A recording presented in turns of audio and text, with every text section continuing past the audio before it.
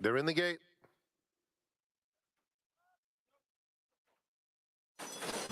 And they're off to a clean start. Can't Help Myself is very quick.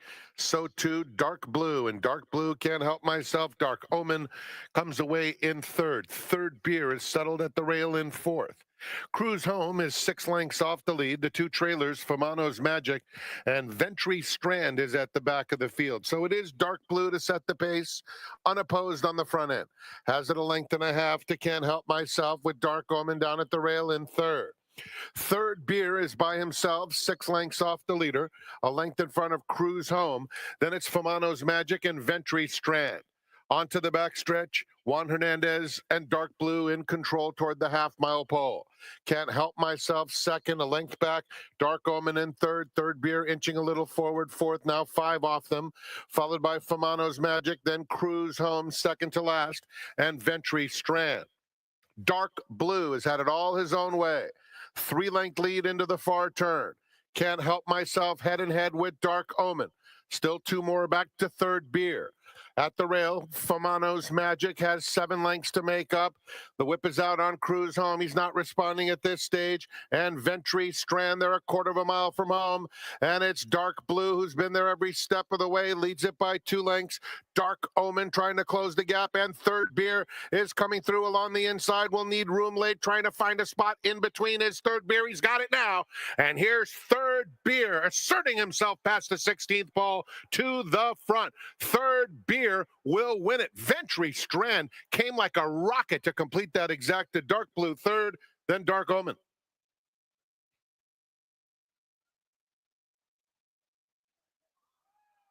Third Beer, bred in California by Premier Thoroughbreds, running time 1:35.12 seconds. Up next, race 2. 20.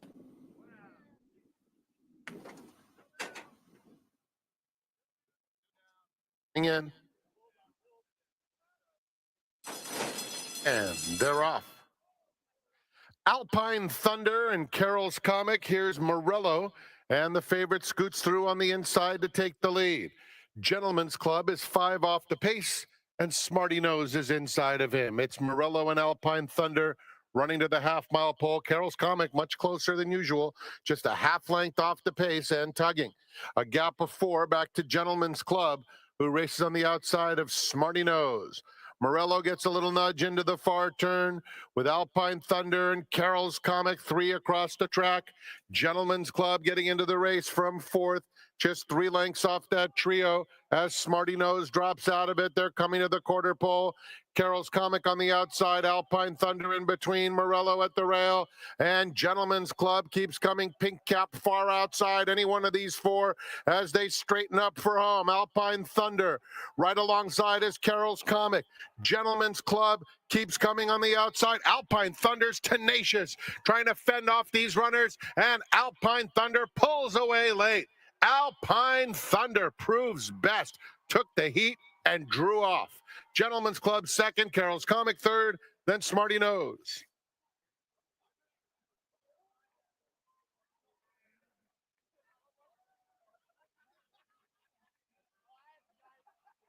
.07 the running time. Going up for the California Racing Partners.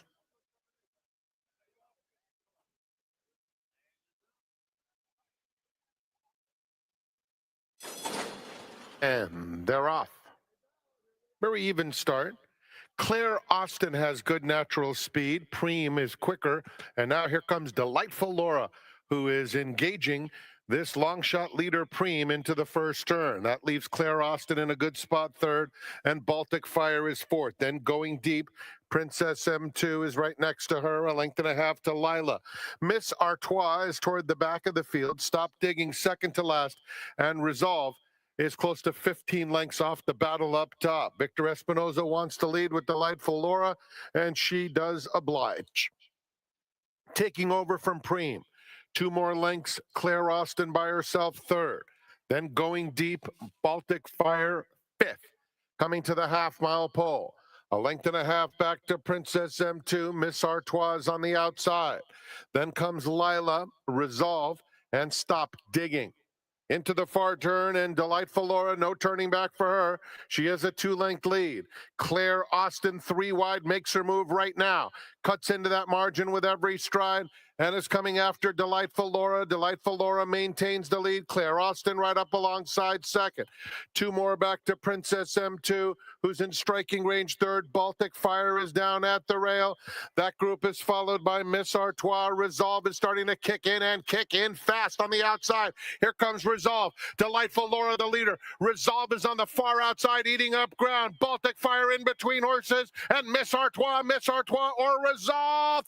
Miss Artois and Resolve in a photo finish. Baltic Fire was third. It's a close photo for fourth, involving Delightful Laura, Princess M2, and Stop Digging.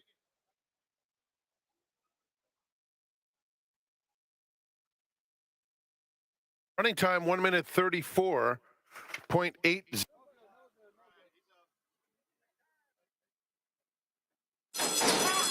And they're off. Very even start. Tom Star, Daddy Gave It to Me. The first 2 out. Here's Play for Me, who will make a relatively easy lead. Behind them, Maya Liana, Bitter Truth, 5th through the opening furlong, 4 lengths off the lead. 3 clear of Palace Mischief, Siempre Naman, and Smiling Rapper is more than a dozen lengths off the pace, which is being set by Play for Me. And so it's Play for Me past the half-mile pole, leading by a length. Tom Star, Daddy Gave It to Me. The 3 favorites are clear.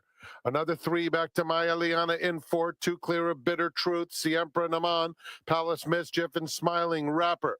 Midway on the far turn, Play for Me has been kept company throughout by both Daddy Gave It to Me between horses and Tom Star on the outside. Tom Star narrowly with a 1/4 mile to go while going wide. Daddy Gave It to Me in between. At the rail, Play for Me is in third. 4 lengths back, Bitter Truth trying to make up some headway. They're inside the 8th pole, and it's Tom Star, the one to beat. Now in second, Daddy Gave It to Me as Tom Star starts to edge clear. Tom Star and Francisco Orduna Rojas to win it by 2. Second to Daddy Gave It to Me. Close photo for third between Play for Me and Bitter Truth.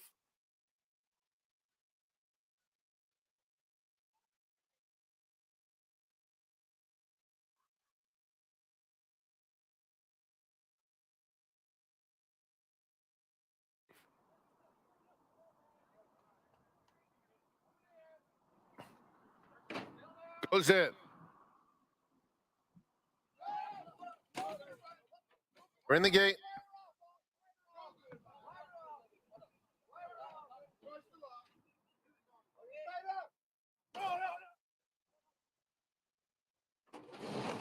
And they're off. Code Duello, flashing that customary early speed. Pioneer Prince is up close and hacking it up in the mix through the opening furlong, too. Mucho Del Oro is next, followed by Central Dispatch in the green.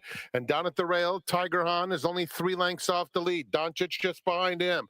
Don't Swear Dave is next, racing 3 lengths in front of Dakota Country as they pass the half-mile pole. It's another 3 back to Harson, Veritas, Sakitas, and Commander is at the back of the field. Hacking it up is the target into the far turn. Pioneer Prince alongside second. Down at the rail, it's Tiger Han joined third. Code Duello reclaims that third spot and is coming after the top pair now. And Doncic is racing underway. He's right behind Central Dispatch with a 1/4 mile to go. On the outside, Pioneer Prince and hacking it up are 1-2. Code Duello just behind them in third. Doncic in the center of the course.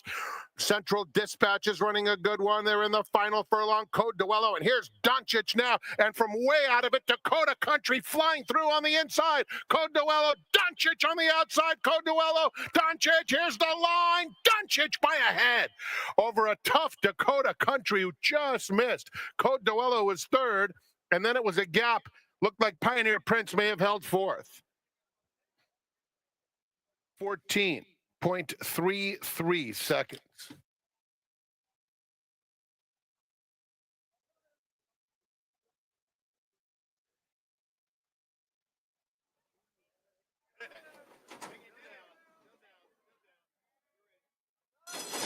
And they're off. Smiling Tizzy, Bowtie Boys is hustled hard, wants that lead, and gets it into the first turn. Uncle Evco, third in the opening furlongs, and Grandissimo is down at the rail in fourth. It's another length and a half to Can You Hear Me Knockin', an Irish Element is at the back of the field. Coming to the 6 furlong pole, and Kimura has the favorite, Bowtie Boys, saying catch me if you can, leads it by almost 2. Smiling Tizzy in second, a length and a half. Uncle Evco in the 3-path third. 3 clear of Grandissimo. Can You Hear Me Knockin', and a gap of 6 back to Irish Element. Down the back stretch, Bowtie Boys controlling the tempo. In hand, in command. 2-length lead on Smiling Tizzy in second. And then it's Uncle Evco, has to get closer in third. They're followed by Grandissimo. Can You Hear Me Knockin'? Irish Element remains far back. Into the far turn with 3 furlongs to run. Bowtie Boys is at it all his own way. The lead is up to 3. Smiling Tizzy trying his best. It makes it a 2-length advantage coming to the quarter pole. Then it's 3 more back to Uncle Evco in a strung out field. There's a quarter of a mile to go. Bowtie Boys, Smiling Tizzy, Uncle Evco, 4 lengths back in third, 3/16 to go. Bowtie Boys, Smiling Tizzy won't go away. He's trying so hard, but still 3 behind in mid-stretch. Bowtie Boys opens it up now and puts the exclamation point on the W. Bowtie Boys in front, running fashion. Smiling Tizzy held second. Uncle Evco and on his third. Irish Element from way out of it into fourth.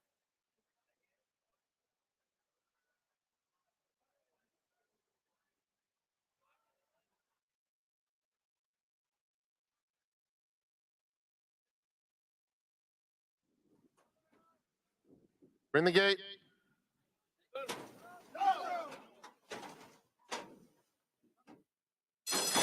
And they're off in the wishing well. And Gratefully began beautifully and will vie for the lead with Jungle Peace. These two hook up right away. And Saratoga Special in her U.S. debut showing plenty of early gas as well. They're followed by Amarita in fourth, inching up in the green colors. A length and a half to I'm About to Go, who's followed by Navy Bell. Egyptian Mao is next, Antifona, and the trailer is Miss Lizzie. They're moving into the far turn, and it's the favorite, Gratefully, in hand, leading by a length. Jungle Peace in second. Saratoga Special on the inside, joined by Amarita fourth, 4 lengths off the lead. Then I'm About to Go, followed by Navy Bell. Egyptian Mao is next. 2 clear of Antifona and Miss Lizzie. They're a quarter of a mile from home. And Gratefully is the one to catch. Giroux has done his job. It's up to her now to hold off Saratoga Special, who angles out and is full of run. They're passing the 8th pole. Saratoga Special trying to get by Gratefully. Out in the center of the course, Amarita and Antifona. Gratefully and Saratoga Special nose and nose for the wire. Gratefully, Saratoga Special. Gratefully would not be denied. She's a perfect 5 for 5, fending off a huge bid from Saratoga Special to win the wishing well.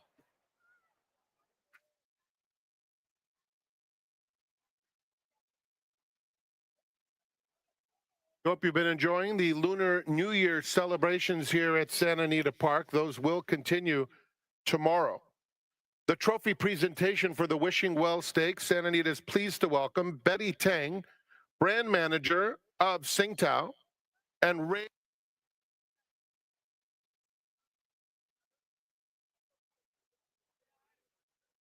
Race coming up in 20 minutes. It starts the late pick 3. Start scratch number 9, California Cat. Scratch.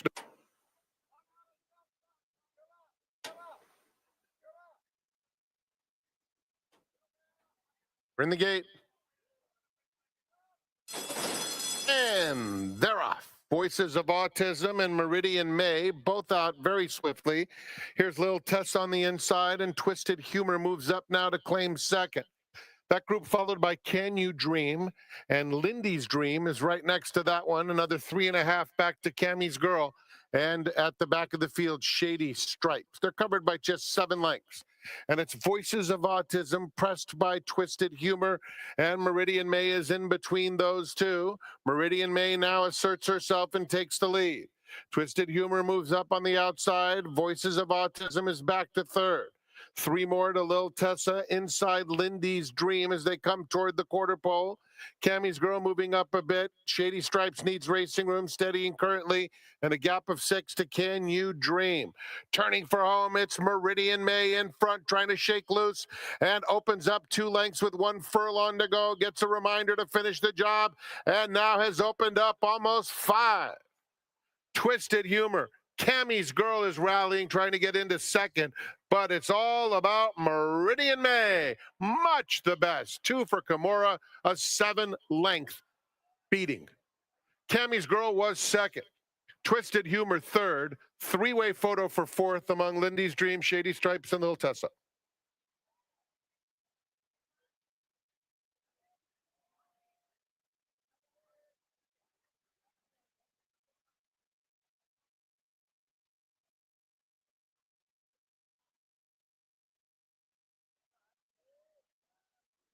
Up. Charge for Gold goes in.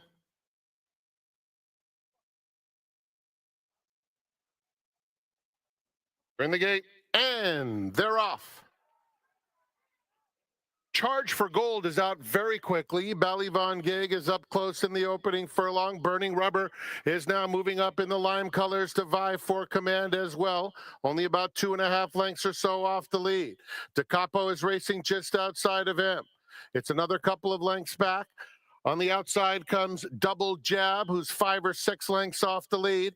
He was just passed by Helicity in the red colors. It's another 3 back to Yakolev, who is toward the back of the field as they have less than a half mile to go. Lyle the Crocodile is next. He is racing right behind Anmer Hall. It's a gap of 5 back to Crazy Cavalier as the field heads toward the quarter pole. Inside of him is Shady Tiger and Moonlit Sonata at the back of a strung out field. Less than a quarter of a mile to go, and it's Ballyvon Gig trying to cling to the lead. Charge for Gold is challenging in second. DeCapo 3 lengths back in third. Yakolev is kicking into high gear, and here comes Yakolev coming 2 to their 1 on the far outside. Following him is Anmer Hall, and down on the inside, Burning Rubber. Driving finish. Yakolev with all the momentum, and it will be Yakolev to win over a hard-charging Anmer Hall. Tight photo for third. Looked like Lyle the Crocodile might have gotten the show dough in a close photo.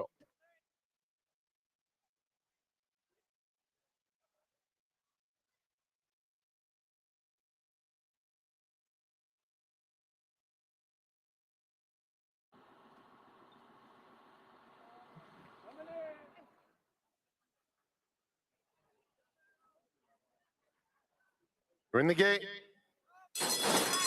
and they're off. It's a quick start for Zuriaya. Cortina d'Amprezo comes away in good order, as does Essential Lady, who moves up willingly to engage the front-running Zuriah. Shane's the Brains is next. Urak on the outside is only 2 lengths or so off the lead. It's another couple back to Split, who's down at the rail trying to make some headway.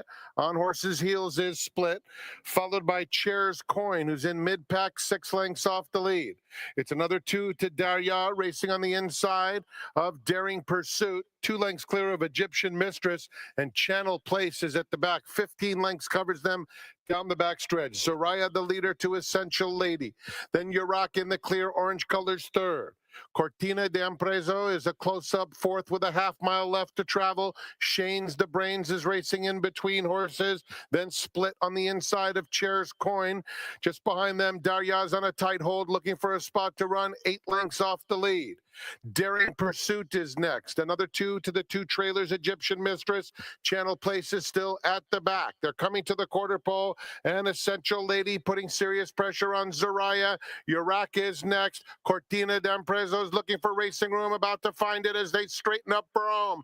The leader is Essential Lady. Cortina d'Amprezo in between horses. Out in the center of the course, Daring Pursuit is closing, and now Darya gets clear sailing. But in the meantime, Essential Lady has spurted clear. Essential Lady, Darya flying, getting close. Here's the line. Essential Lady saved by the wire.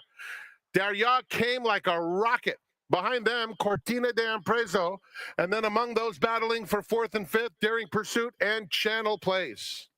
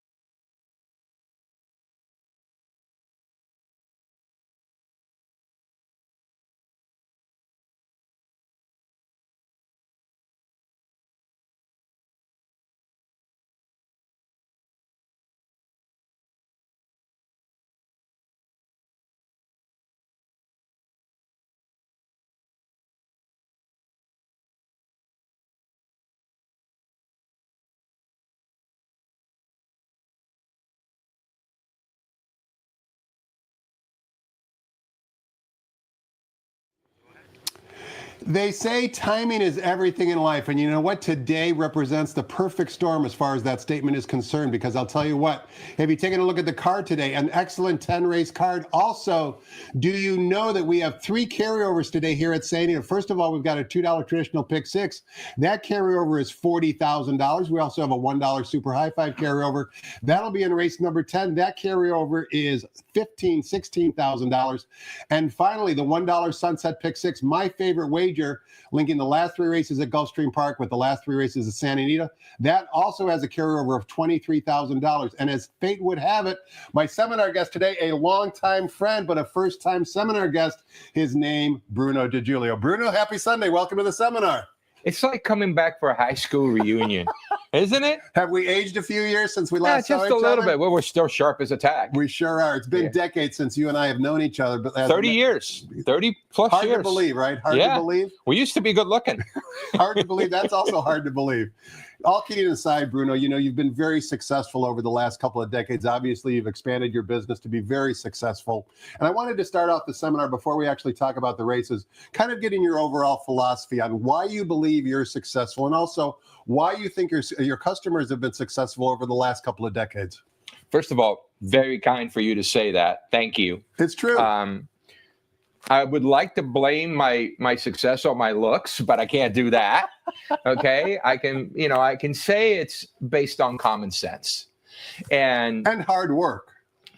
Yes, you know, we live for this game. You live for this game. Everybody that's listening to this live for this game, and we're out here.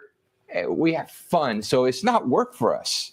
You know, we may complain, and trust me, we complain about everything. You know, but this is a pleasure to be here with you, with Brian Martinez in the back, and with you guys here. I'm looking forward to it. We're looking forward to it as well. Now, talk to us a little bit about what you do on a day-to-day basis, because what you do is somewhat unique, and you really go beyond just watching workouts. It's way deeper than that psychologically. For me and the horses, yes. Yeah. You know, we're racing with Bruno. We basically have the workout reports and the handicapping, but we also expanded into doing video workouts for Oakland,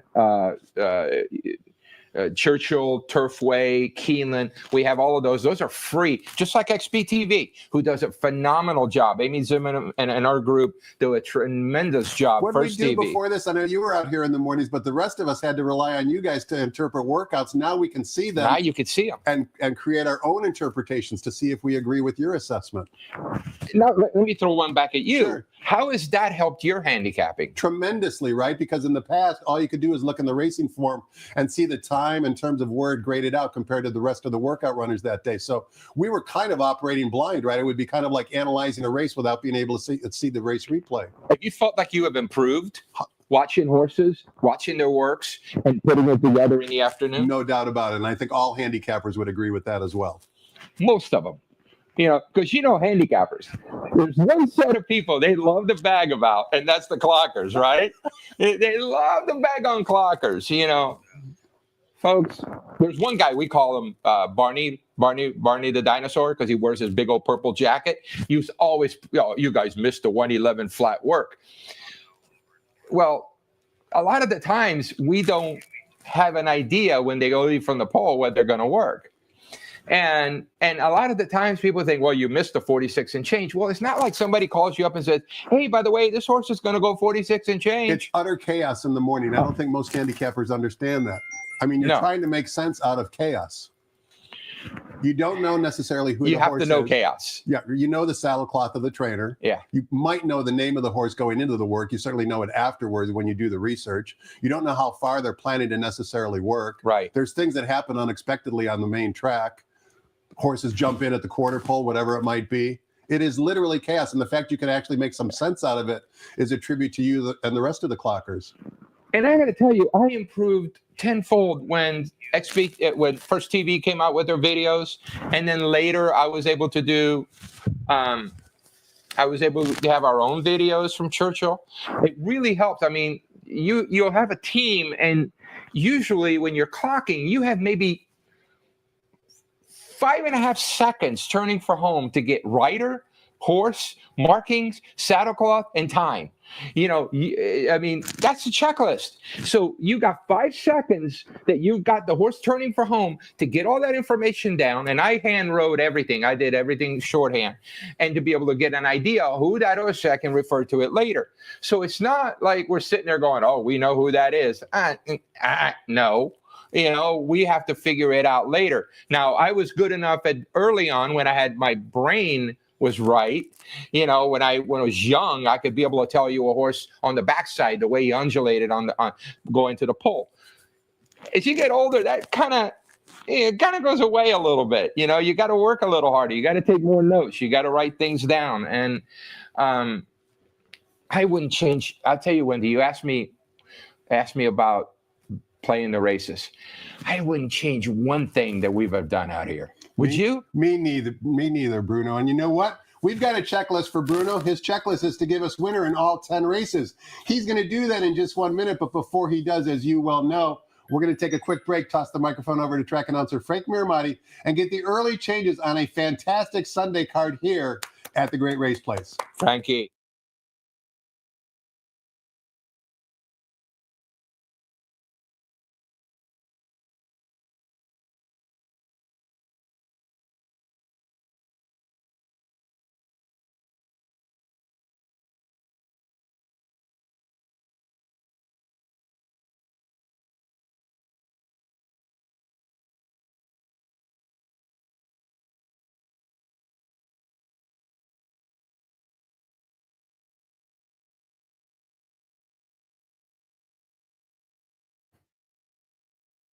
Morning, ladies and gentlemen, and welcome to Santa Anita Park, the Great Race Place. The track is fast, the turf is firm, the rail on the turf is at 20 feet. We have a pick 6 carryover in excess $40,000. That's not the only carryover on today's card. We have a Sunset 6 carryover as well, and then we'll get to the final one in just a little bit. The Sunset 6 starts with Gulfstream's 8th, 23,000 plus. Here are the early changes. There have been so many carryovers in that Sunset 6.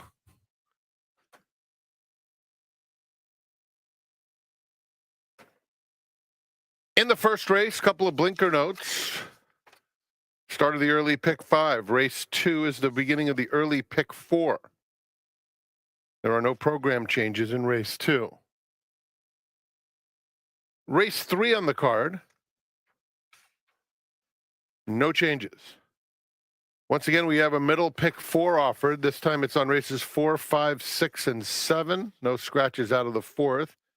The 5th race kicks off the $2 pick 6 with that carryover of 40,000 plus. Scratch 7, Charisma.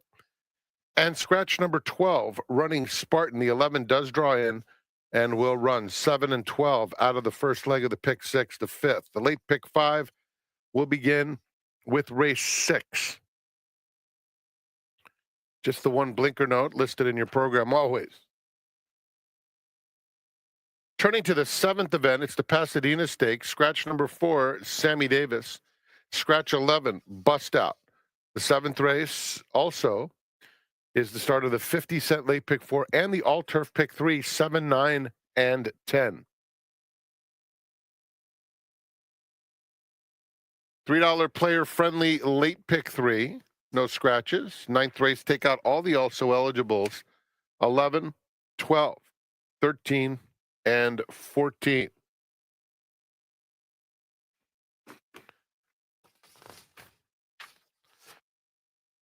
In the 10th race, scratch number 2, cash in tonight. The 11 does draw in and will run. We have $16,854 in the Super High 5 carryover. 3 carryovers this afternoon. Sunset 6, regular pick 6, and Super High 5. Great wagering day. Special guest with Tom Quigley is Bruno De Julio, clocker and workout analyst. You can catch Bruno's activities on X at Racing with Bruno. Let's go back to Quigley's Corner and join Tom and Bruno.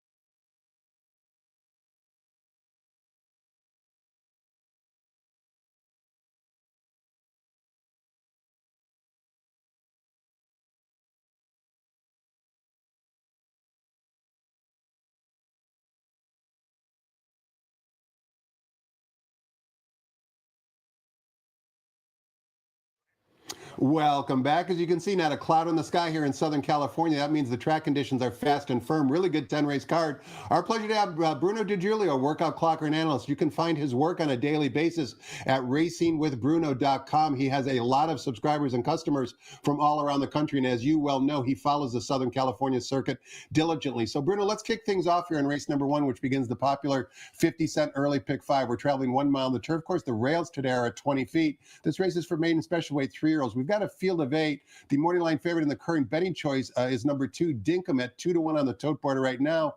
Before we get your thoughts on the race, Bruno, you wanted to show a couple of, I should say, one workout for number 6, Sharon's Pharaoh from the Jonathan Thomas barn, 4-1 on the morning line with Mr. Jaramillo in the saddle. This is a team drill back on January 24th, as you can see, somewhat in the dark, but that is Sharon's Pharaoh down on the inside. Tell us why you wanted to show this work.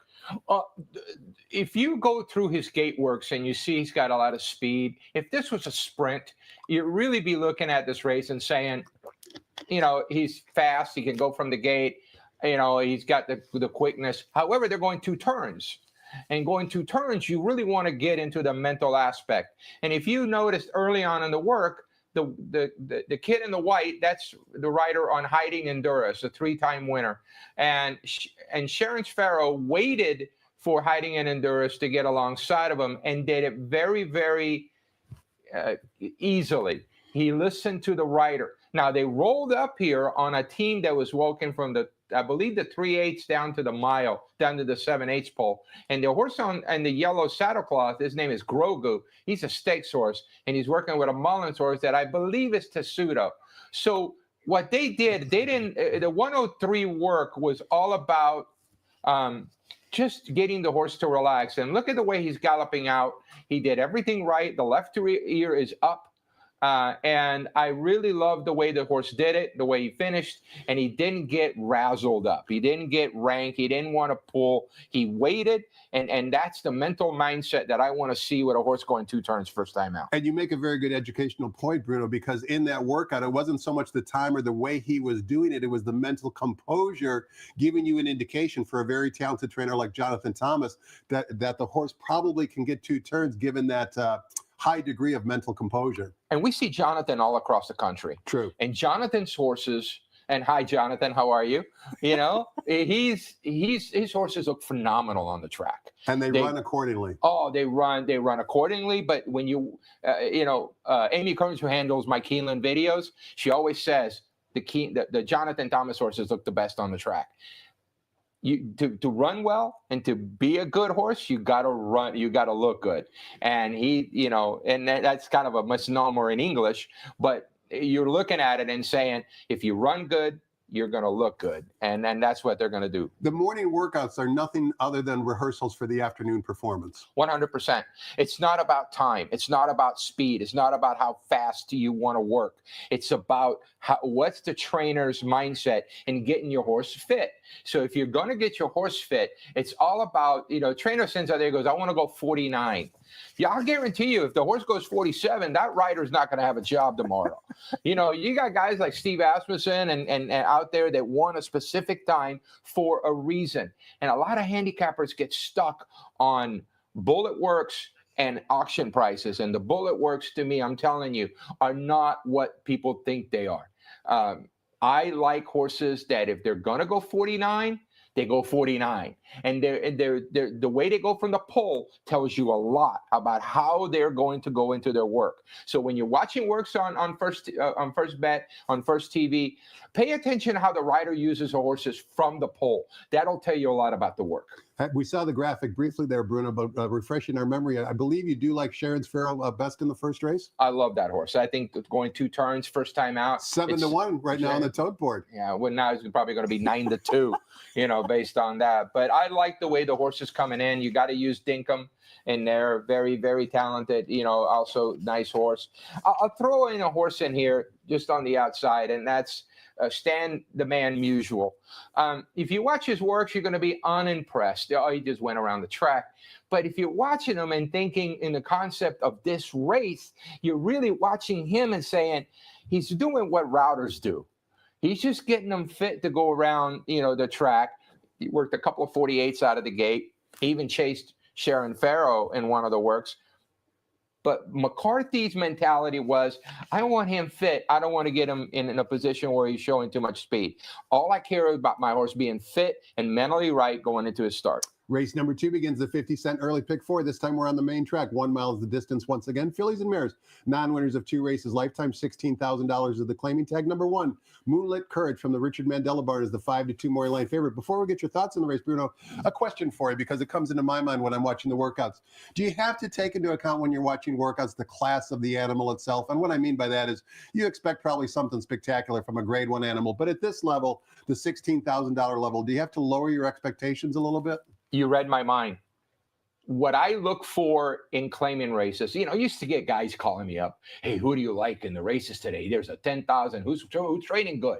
Well, if they're $10,000, $16,000 claimers, you don't want them training too well because those horses have a limited longevity on the track. So what you're looking for is a horse that can actually just move well enough to do his exercises, go out there for his walks, so to speak, like we get as we get older, and be able to survive the next day. So when I'm looking at these races, I'm going to go back to the Hollywood, what I was told at Hollywood a long time ago. Less is more. Less is more. So when you're handicapping a $16,000 claiming race, don't look at the workouts.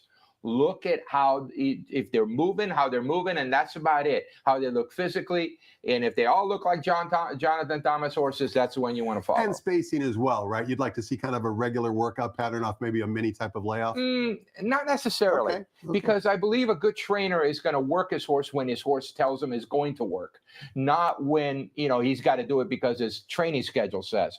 I think one of the biggest mistakes a lot of players make, they want a clean pattern, they want a paper cutting, kind of type, scenario.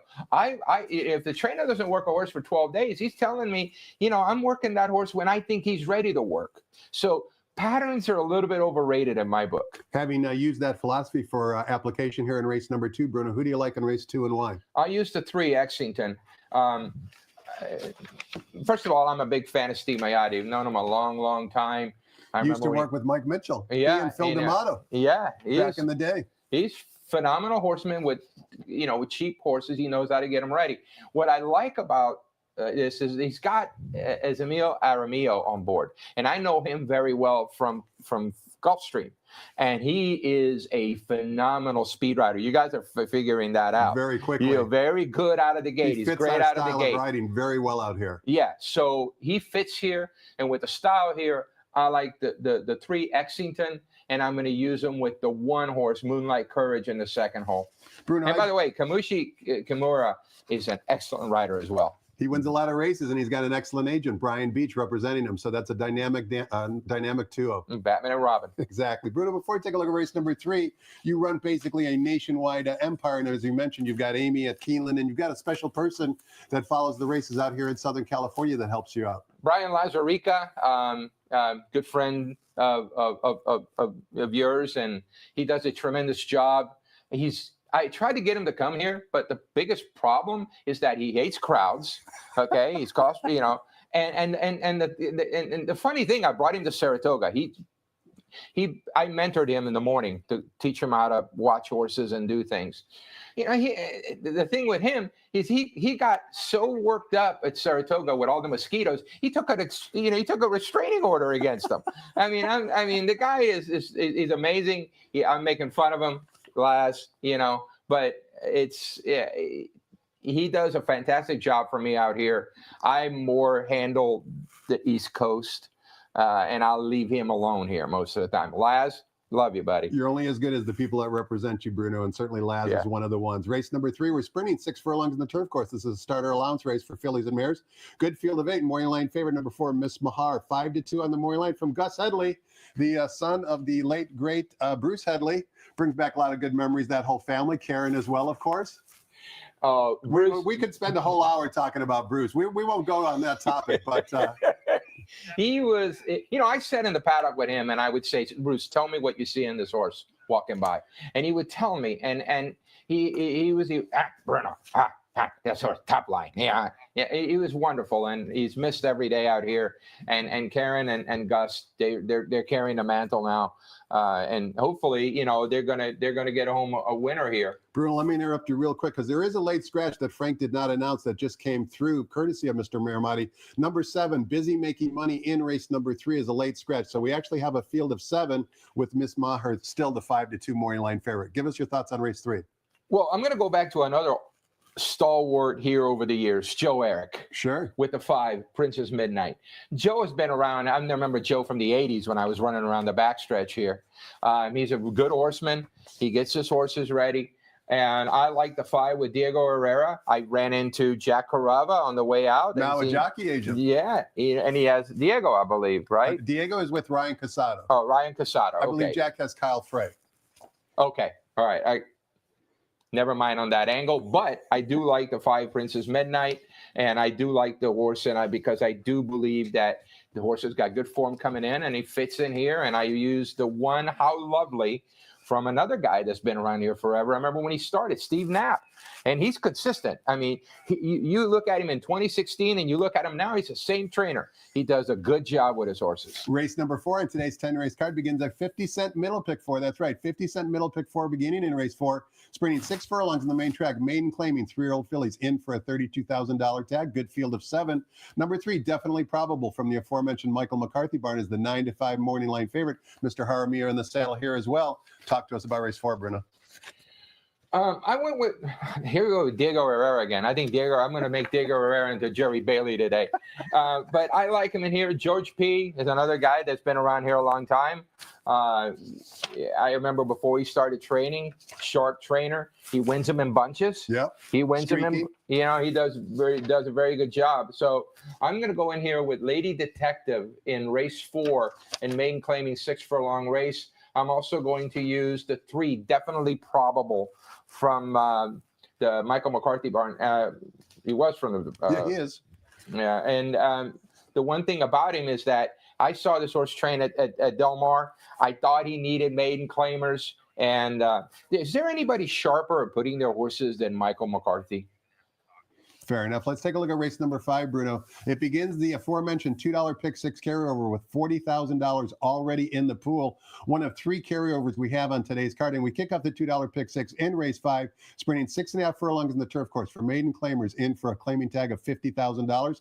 There are 2 scratches. Scratch the 7 as well as the 12. That means number 11, Love the Gig, does draw into the body of the field. Number 2, Woodson from the Peter Urton barn. Taking Lasix off is the 2-1 morning line favorite. Give us your thoughts on race 5. Well, I had to go to the Paisano, Mirko de Muro. He's also a very talented rider that's made a big splash here lately. I can hear my buddy Chicho from Maurizio Trattoria in my ear. Mirko de Muro. Yeah. Has he visited Maurizio's during the Del Mar? Yeah. Oh, yeah. Does he give it the thumbs up for the food? Oh, I was there last week with Jay Primman and Steve Nagel. But the 7 Charisma here's no, he's scratched. Oh, I'm sorry, out. That's okay. So you singled so I can't go to the Paisano. How about the 2 Woodson? Right. Here we go with a Jaramillo. A shipper. A shipper coming in. Yeah. Peter Urton had this horse in Kentucky, was training well. He was working with $1 million horse that he had out there, and the name escapes me right now. But this horse fits in here. I like the inside speed in turf racing, especially one-turn turf racing. Inside on the hillside, no. I'll take the inside on the flat here. That seems to put the horses, they automatically get good position. And Aramillo is going to get him out of there. He's going to put him up near the front end, and I'm rolling with that, with the 7 being out. No Paisano for me. Race number 6, we're sprinting 5.5 furlongs on the main track. Race 6 also begins the 50-cent late pick 5. Maiden special weight Calbreds, fillies and mares. A good field of 7. Morning line favorite number 3, all in the game from the Craig Lewis barn. 9-5 on the morning line. Tiger of the Sea is Brad Free's play of the day. 7 ways you can go here, Bruno. Which way you going and why? No scratches here, right? No scratches. Okay. 5.5 furlongs, 5 furlongs, sprinting on the main. I always look, first of all, on the inside. I like horses that can get out, get a good positioning, save ground. I'd hate to have the horse on the 8 hole going short run to the first turn and get caught. Quick. Yeah. It comes up real quick. So I liked in here, I like the 3 all in the game with Craig Lewis and Juan Hernandez. Now, he's got to deal with Tiger of the Sea on his outside, but I just came up a whisker short last time out with some trouble to boot. So I think a repeat of that effort will have him posing for a nice picture with Craig Lewis today. Fair enough. Let's take a look at race number 7. Begins both the 50-cent late pick 4 as well as the $3 all-turf pick 3 with a reduced 15% takeout. There are 2 scratches here, Bruno. Number 4, Sammy Davis, and number 11, Bust Out, have been declared out of the race. That still leaves us with a good field of 9. The morning line favorite from the Bob Baffert Bar, number 2, Greenwich Village. We want to show a couple of videos for Greenwich Village. First of all, we want to show the stretch run of his last race. It was the Baffle Stakes here at San Diego, coming down the hillside turf course. He put in an explosive turn of foot to get up by a neck.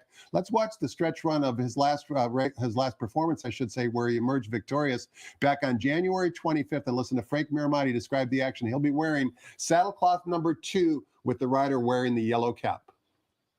It's Track Tiger with a quarter of a mile to go. Later than planned, looming up alongside in second. These two are head and head as they come toward the 8th pole, and later than planned up to put ahead in front. Track Tiger not done, battling bravely, and Hey Nene 2.5 behind them in third. They're coming to the 16th pole. It's later than planned. Hey Nene on the outside taking off, and here's Greenwich Village from dead last. Greenwich Village. Now, Bruno, as we continue to watch the gallop, you had commented before the seminar, literally that horse only ran Greenwich Village about an 1/8 of a mile. And you can see on the gallop out here, he's still full of run. Very atypical of a Bob Baffert runner to have a late turn of foot sprinting on the turf course. I think Bob had to sit back and think about what to do with this animal. He ran him in the 7 Cente. He broke slow. He rushed him up. He rushed up to the pace and fell apart. If you watch the beginning of if you go back at home and you want to go watch the beginning of this race. He's basically grabbed and taken back. I think probably the instructions were hammer lock him early, sit on him, and let him finish. And sure enough, he showed, and we're going to show that in the workout, he showed the ability of sitting calmly and then distributing his energy late. And the way he did it was phenomenal. And I think going 2 turns. And now he's not my top pick, though. I picked on Unrivaled Time, the 6 on top, and I picked Greenwich Village second, and for a specific reason we're going to talk about. And let's talk about that, Bruno, because that replay we just watched was on January 25th. Now, since that race, Greenwich Village has had a few works. This is the one that Bruno wanted to show. As you can see, it's a team main track drill on February 8th. That is Greenwich Village on the outside. We know the runner on the inside, Bruno, Battle of Rouge, turned out to be the winner of the Sunland Park Oaks last Sunday. Obviously a quality 3-year-old filly. Well, a lot of people are going to zero in on that. I'm looking at the rider on the back of Greenwich Village. Looks like he's a shrimp cocktail right there. You know, basically just trying to do everything to hold him back. He's trying to tell this horse, wait, I don't want you to run just yet. And he showed his greediness here. You can see he tries to get out a little bit on the turn because he flips right about here. He flips to the right lead. He flips to the right lead in the middle of the turn. And what happens? They go out. So he did a little bit of he did a little green type of work here. But what I love here is watch how down the lane here, he's got the left ear cocked. He's got plenty of run, but watch how he levels off. He gets lower to the ground and really levels off while dragging the rider, who's no longer looking like a shrimp cocktail now. But now the way he just dragged him, he tells me he wants to go a distance of ground. He wants to be gathered up. He wants to get his legs under him, and then he wants to be let run. And you could see the rider still got a huge hold on him, working with a dirt filly who ends up winning a stake. So the mentality part is what's interesting here with Greenwich. He's very, very talented. He's still a little green. He's still learning. I went with the 6 on Rival Time. Again, Diego Herrera again, and with the 2 in here, hoping a little price on the 6. Race number 8 begins the $3 late pick 3, also with a reduced 15% takeout. We're back traveling 1 mile on the main track. Allowance optional claiming types. Calbreds, 4-year-olds dump, We've got a full field of 8, no scratches. Number 3, You Babe from the Leonard Powell barn is the 5-2 Maury Line favorite. Who you like in race 8, Bruno? Leonard Paul is one of my favorite trainers out here. Does a lot of things underneath the radar that sneak past the handicappers. Yeah, he does. He's not a guy that goes out there and works fast. He's not a guy that's going to be flashy. He just sends his horses out there and he puts them in the right spot at the right level. Now, I don't get into the odds as much. People will say, well, he's 5-2. And I don't get into that because I'll let everybody shake that out once you get it to the top board. Sure. Shake that out on the top board. If I'm going to get 4-1, 7-2, great. But I do like this horse today. And Juan Hernandez rides the grass here about as well. Excuse me. He rides the dirt here about as well as anybody, in California.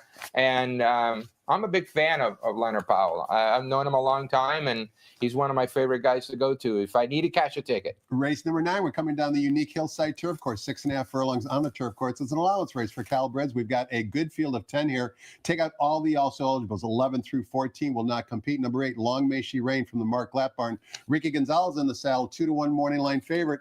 Talk to us about race 8, Bruno. On the hillside turf course? Race 9. I'm sorry. Yes, race 9. On the hillside turf course, as I mentioned, on the flat, 6.5 on the flat, I look at inside post. Here, I'm looking outside post. Because of the layout of the course. Because of the way the layout of the course. It seems like the 9, 10, 11, the outside posts always outbreak the inside. So I like in here is the number 9, America's Mark. No scratches here, correct? No scratches in this No race. scratches, Okay. Except for the also eligibles. Yeah. I got it in my head now. I got to check now. America's Mark. I like this horse from Mike Pipey.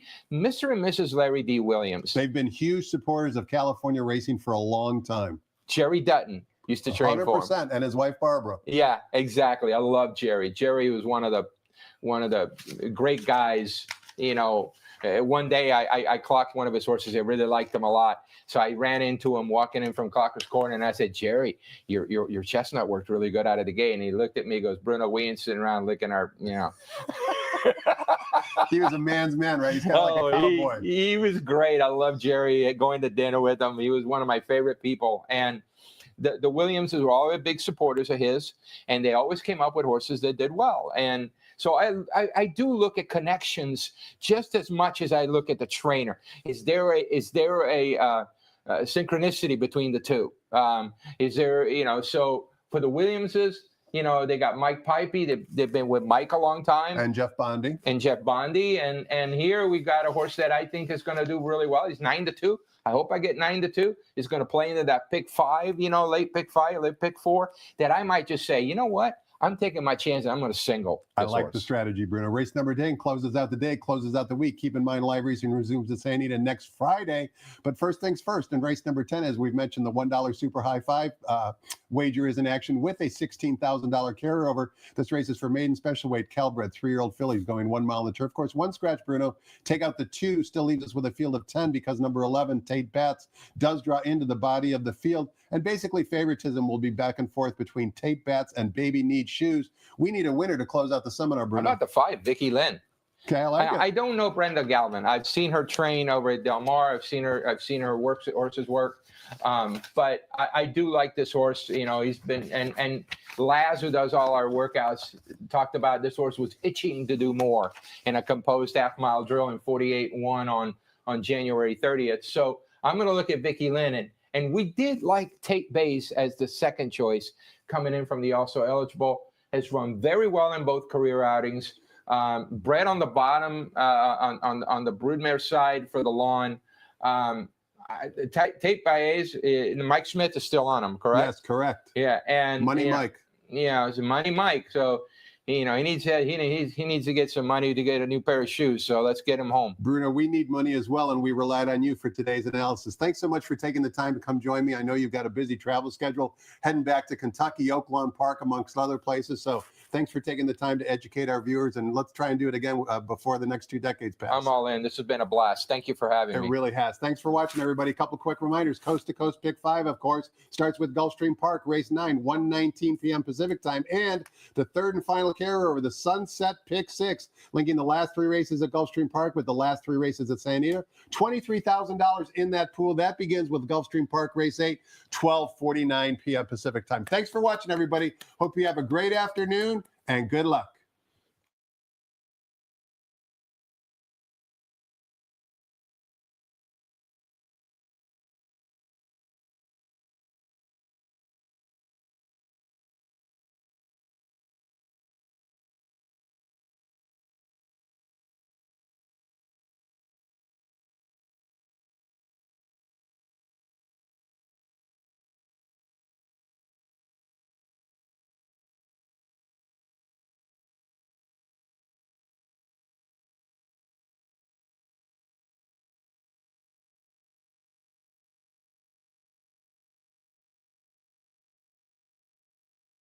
Ladies and gentlemen, please rise for our national anthem.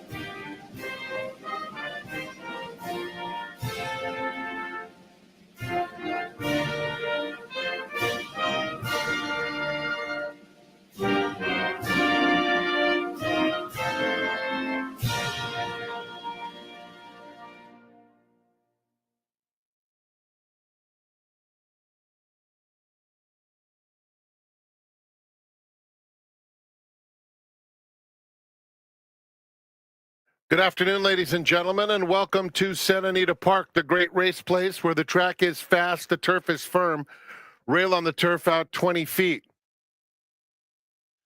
The track conditions are brought to you by John Deere. Here are the changes. There's one new one that was mentioned on the Quigley seminar. First of all, there's a Sunset Pick 6 carryover of 23,000 plus. It starts with Gulfstream's 8th. No scratches or jockey changes in race 1. Early Pick 5 starts here.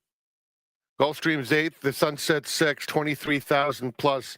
We've had so many carryovers and great payoffs in the Sunset 6. It's pretty simple. Pick the last 3 winners at Gulfstream, the last 3 at Santa Anita, and there are big payoffs waiting for you. Race 2 kicks off the early Pick 4. No changes. In the 3rd, scratch number 7, Busy Making Money.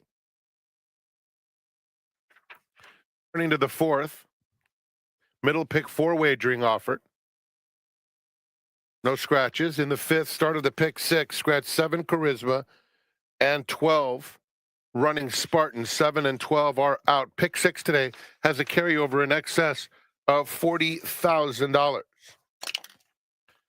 Turning to race 6, started the late Pick 5. No scratches or jockey changes. The 7th, scratch number 4, Sammy Davis, scratch 11, bust out. 4 and 11 are out. All turf Pick 3 starts with the 7th, as does the late Pick 4. The 7th is the Pasadena Stakes. Race 8, late Pick 3 wagering offered. Just the blinker note. The 9th kicks off the late double. Scratch all the also eligibles, 11, 12, 13, and 14. And the 3rd carryover of the day comes in the 10th. Scratch 2, cash in tonight. The 11 runs, super high 5 carryover, $16,854.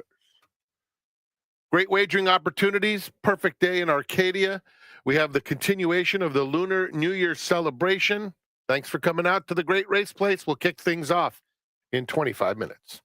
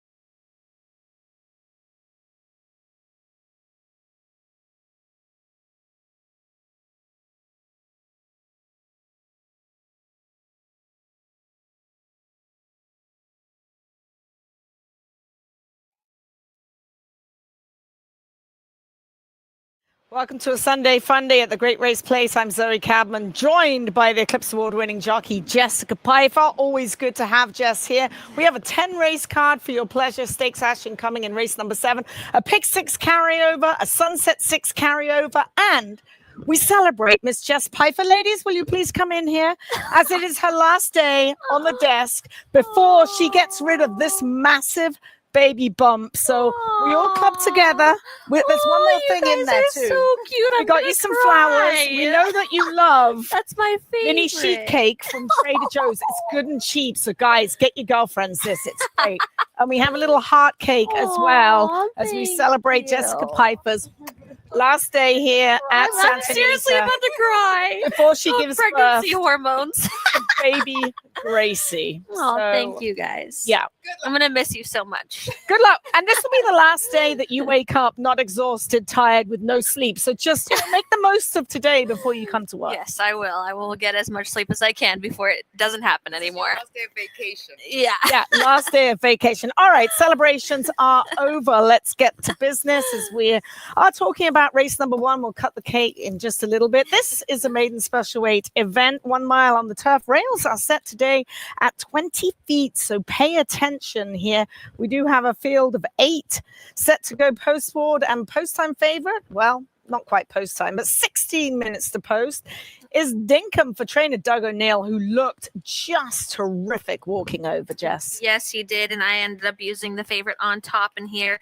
He's already gone the mile in an 1/8 on the turf course, cutting back just an 1/8 of a mile today, and ran a very good race at that. And I feel like he got himself into very good position behind Army Man, who was the speed of the speed that day, and just continued to kind of follow him around there. So I think if he could get the lead today, which I think he can, he should be the gate to wire winner. I agree with you. I have him on top as well. The cut back to a mile is not going to help him, especially with the rails out like they are. Jess, you've used the 4 underneath. That's postmodern for Mark Glatt, Ricky Gonzalez, your husband. How excited is he to be a daddy? He's excited, but as a typical to-be dad, I think it's not going to really kick in until the baby's in his arms. Yeah, absolutely. So talk me on to postmodern here, because I used this horse like in 4th place, Mark Glatt having a stellar meet, and Ricky and Mark Glatt are hitting at 18%. Yeah, they do really well together, and he works a lot of horses for him in the morning. Mark, a very good supporter of Ricky as of late, so that's been nice. But I use postmodern in second just because I think he's going to be better going long. He's kind of a steady horse that makes up steady run as he goes. He also has been working really well. I loved him going into his last race, getting to the turf for the first time. I thought he was going to run really well on the turf. He did running well that race. It was a productive race. Honey's Choice won very nicely and has come back and ran well. And he has been working well since that race on January 18th. So I just think with the stretch out and distance, with the good run that he had on turf last time, getting to the turf for the first time, he should be set up for a good one today. What do we know about the 8 Coco for trainer Phil D'Amato? His imports have been running very well. He just missed yesterday in the stake. What can you tell me about this 3-year-old gelding by Pinatoba? He's been working well. He's been here for quite a while, since the end of December, so he's had some good works into him for the Phil D'Amato barn. I wouldn't